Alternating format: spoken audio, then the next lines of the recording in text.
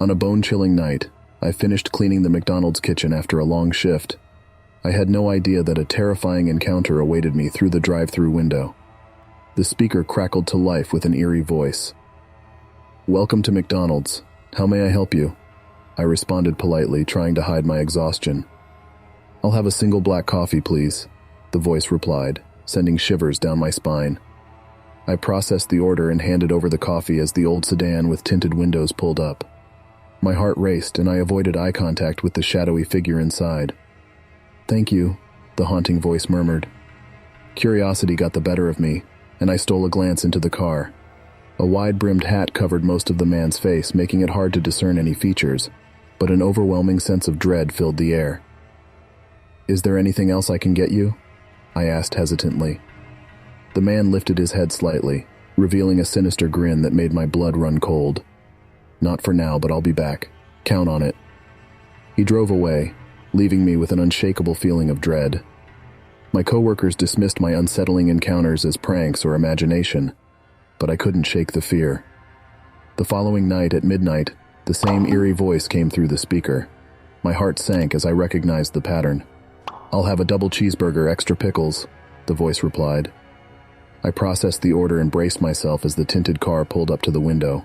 Again, I couldn't see the man inside. He took the bag without a word and drove away, leaving me uneasy. Night after night, the man's bizarre orders continued, leaving me on edge and fearing his intentions. One night, my manager reprimanded me for sharing my stories, telling me to focus on my job. Feeling defeated, I returned to the drive-thru window. As midnight approached, I awaited the familiar voice with growing dread. Finally, the distorted voice came through the speaker. "I'll have a milkshake, please." Summoning my courage, I decided to confront the situation. "Look, I don't know what your game is, but this has to stop. You're scaring me and everyone else who works here."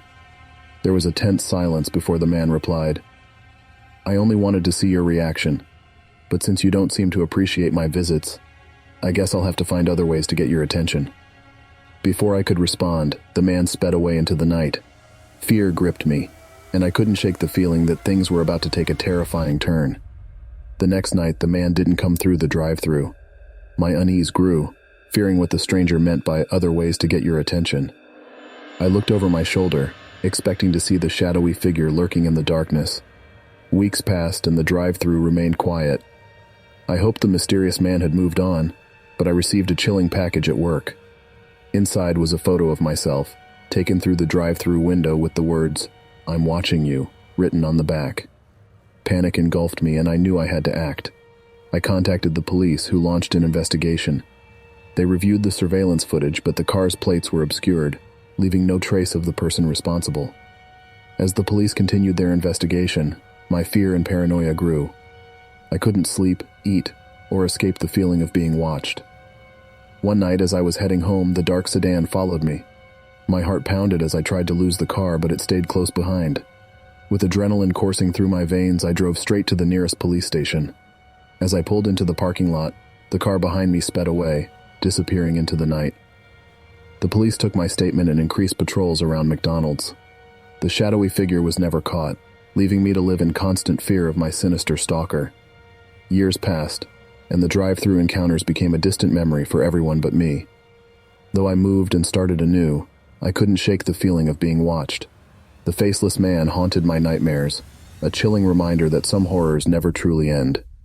To this day, I wonder if the creepy stranger is still out there lurking in the darkness, waiting to return to the drive-thru and continue his sinister game.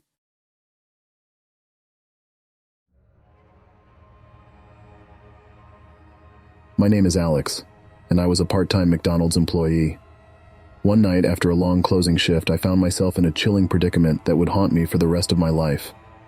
It was well past midnight when I finally finished my closing duties.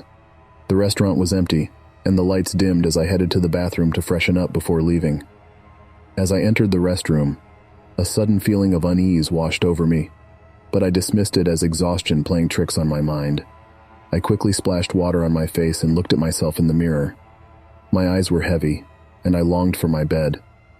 But just as I turned to leave, I heard a faint sound, like footsteps outside the bathroom.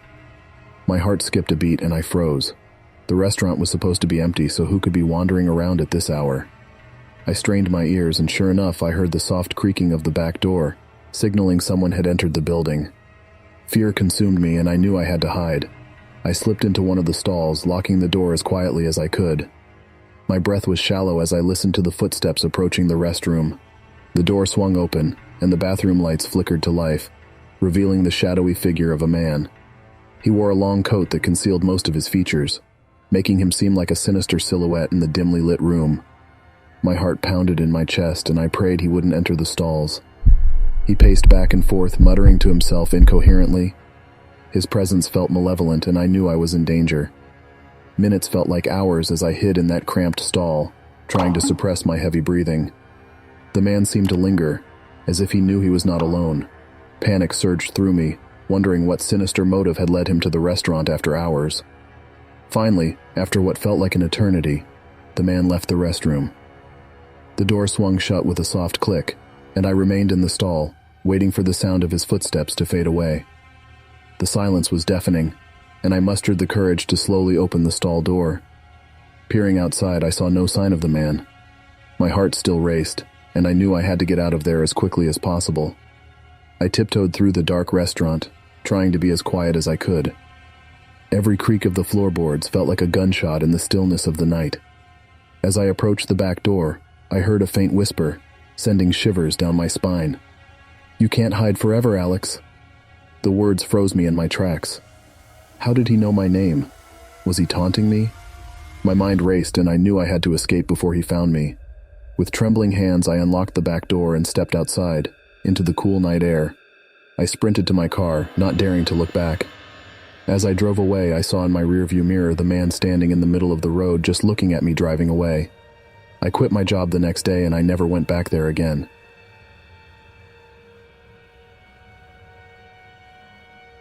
My name is Mike, and I never imagined myself being part of a terrifying incident like the one that unfolded at the McDonald's where I worked. It was a quiet night, and the restaurant was nearly empty. As a late-night employee, my shift was drawing to a close. The hum of the fluorescent lights and the distant sizzle of the grill were the only sounds that echoed in the deserted dining area. Just as I was about to close up, the back door swung open, and a masked figure burst into the restaurant, brandishing a gleaming knife. Panic washed over me as I realized we were being robbed. "Get down on the floor now!" the masked intruder barked, his voice laced with menace. I complied, falling to my knees, and my trembling hands went up in the air. The intruder demanded my coworkers to do the same, and the whole crew obeyed in terror. "Open the cash register," he ordered, his knife inches from my face. I fumbled with the register, trying to keep my hands steady despite the fear gnawing at me. I handed him the money, and he swiftly snatched the bills, stuffing them into a bag he had brought with him. "Do anything stupid and you won't live to see tomorrow," he threatened, sending shivers down my spine. As the masked intruder collected the money, I couldn't help but notice a cold, ruthless look in his eyes. This wasn't just a simple robbery. This person had sinister intentions. Once he had taken all the cash, the intruder turned to us with a warning. "Don't you dare call the cops until I'm long gone. If you do, I'll find you, and it won't end well."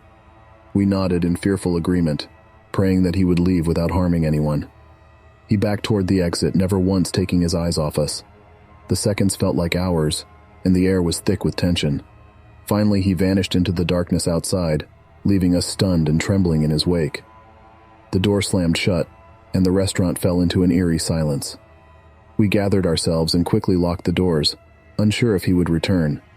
The police were called, and we provided them with every detail we could remember. They assured us they would do everything possible to catch the culprit. In the days that followed, fear and paranoia lingered among the staff. We all worried that the intruder might return for revenge or to strike again. As weeks passed without any sign of the robber, a sense of relief washed over me. The guy was never found, and I still wonder to this day if he is still out there doing the same thing to other people.